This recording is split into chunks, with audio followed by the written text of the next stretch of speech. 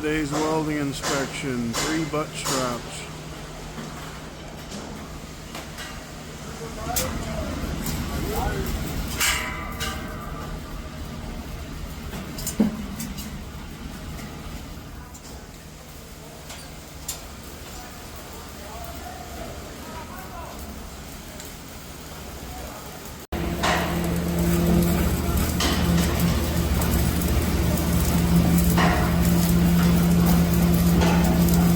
Sometimes it sucks being a welder, I tell you.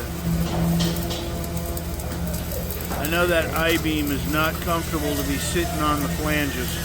Been there, done that. Glad that's over in my life.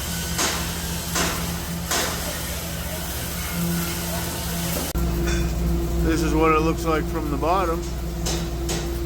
Still doesn't look comfortable. I'll gladly take inspection over welding any day. Praise God for that.